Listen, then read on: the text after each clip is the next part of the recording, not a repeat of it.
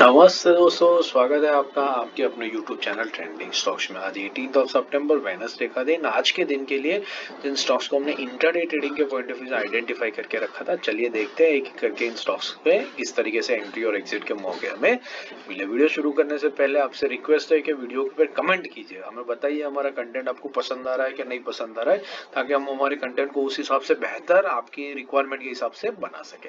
चलिए वीडियो शुरू करते हैं।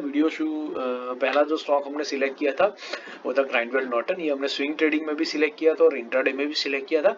तो Grindwell Norton daily time frame पर मैंने चार्ट लगा के रखा है, तो इस रीजन से हमने इस स्टॉक को सिलेक्ट किया था कि एक क्रूशियल रेजिस्टेंस लेवल था जो इवेंचुअली बाद में एक सपोर्ट लेवल की तरह उभर के स्टॉक के लिए आ रहा था। तो जो बाइंग रखा था हमने, वो स्टॉक का हमने रखा था 2308, सॉरी ये 2408 है, आप इसको स्पेलिंग में टाइपिंग मिस्टेक हो चुका है। एंड सेलिंग था 2386 के नीचे। तो सेलिंग साइड पे देखते हैं कि स्टॉक आज के दिन में नीचे की तरफ आया। 15 मिनट्स के टाइम फ्रेम पे देखते हैं तो हमारा सेल था 2386 का जो लेवल है वो लेवल है कुछ यहाँ पर, दिस इज 2386। मैं लाइन को एडजस्ट कर रहा हूँ।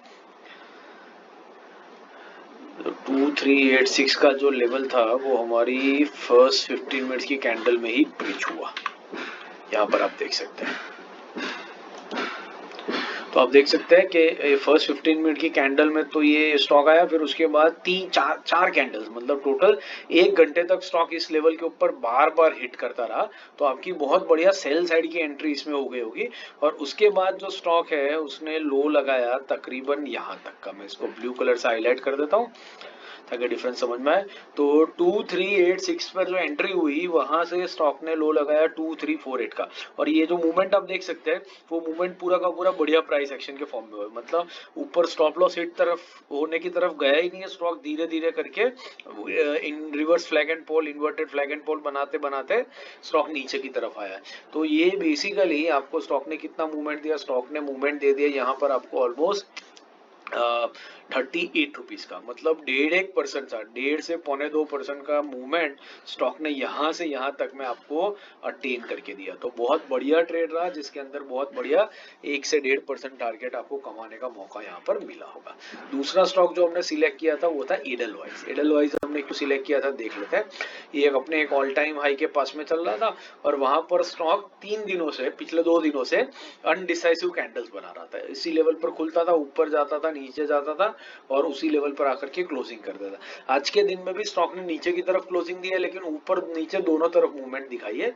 15 मिनट्स के टाइम फ्रेम पे देखते हैं कि मूवमेंट हमें एंट्री एग्जिट का चांस हमें किस तरफ मिला।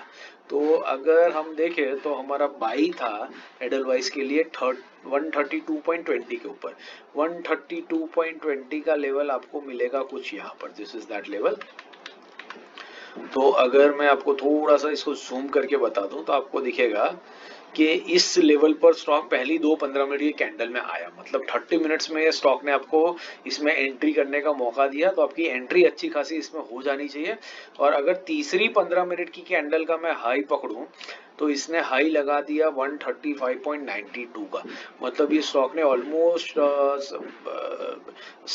साढ़े तीन रुपीज जितना मूवमेंट दिया है, विच इज ऑलमोस्ट 2 से 2.5% तक का मूव, 2.5% से ज्यादा का मूवमेंट स्टॉक ने यहाँ से यहाँ तक आपको दिया है। तो बाई साइड के ऊपर बहुत बढ़िया 2.5% का मूवमेंट आपको कैप्चर करने को मिला। एंट्री भी 30 मिनट्स की कैंडल में हो पाई होगी आपकी आराम से, 2 बार उस लेवल पर आया। और एग्जिट करने के लिए भी 3 कैंडल तक इसी लेवल के ऊपर आपको एग्जिट का भी मौका मिला। तो बहुत बढ़िया एग्जिट भी हुई होगी। हम वैसे फिलहाल हमारा टारगेट 1% का ही रखते हैं, उससे ज्यादा हम टारगेट इसमें रखते नहीं है इंट्राडे में। बट ये 2.5% की मूवमेंट में आपका 1% आराम से ही कैप्चर यहाँ पर हो गया होगा। तो ये एक अच्छा ट्रेड रहा हमारे लिए। अब सेल साइड की बात करते हैं तो सेल साइड पर हमने सेलिंग रखा था इस स्टॉक में 131.20 के नीचे। तो सेल जो है, तो सेल आपका बनता है 131.20 समवेयर ओवर हियर, ये वाला लेवल।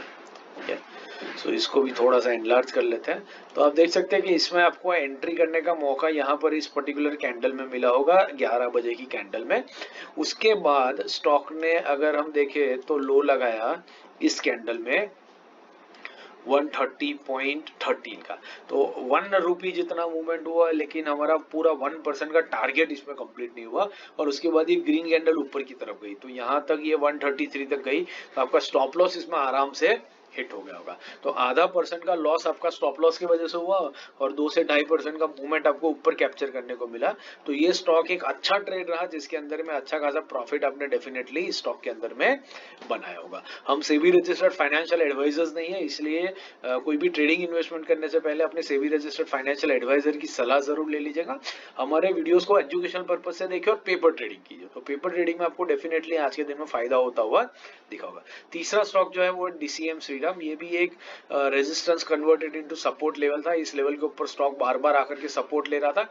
आज के दिन में भी दिख रहा है कि स्टॉक ने इसी लेवल से सपोर्ट लेकर के बाउंस बैक दिखाया है। तो 15 मिनट्स के टाइम फ्रेम पर देखते हैं कि हमें एंट्री एग्जिट का मौका कहां पर इस स्टॉक में मिला। तो डीसीएम श्रीराम में हमने बाइंग रखा था 1085 के ऊपर। तो 1085 का जो लेवल है वो लेवल आता है कुछ यहाँ पर। तो यहाँ पर आप देख सकते हैं कि स्टॉक तकरीबन पूरा दिन इसी रेंज के अंदर में रहा है, इसी लेवल के आसपास में गया है।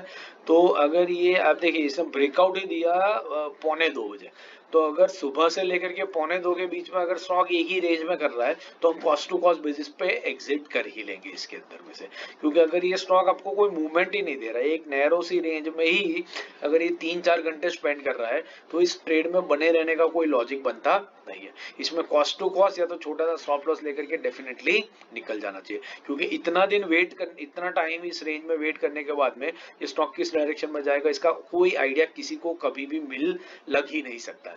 अगर स्टॉक को हमारी डायरेक्शन में जाना है तो वो इंस्टेंटली मूव करेगा, ऑपोजिट बाइंग सेलिंग जिस ऊपर नीचे जिस तरफ जाना है it has to move quickly. अगर वो पूरा दिन निकाल देता है एक रेंज के अंदर में तो वो एक पर्टिकुलर डायरेक्शन में जाने वाला नहीं है और फिर उसमें बाद में कुछ भी हो सकता है। तो उसके लिए वेट नहीं करना है, हमेशा उसमें से एग्जिट लेकर के निकल जाना है। तो डीसी श्रीराम में भी आपका आइदर स्टॉप लॉस हुआ होगा या तो कॉस्ट टू कॉस्ट बेसिस पर आपका एग्जिट मिल गया होगा, क्योंकि मल्टीपल टाइम्स ये टाइम पीरियड में मल्टीपल टाइम्स आपके बाइंग लेवल पर आए, तो कॉस्ट टू कॉस्ट एग्जिट भी आपकी बहुत आसानी से पॉसिबल थी।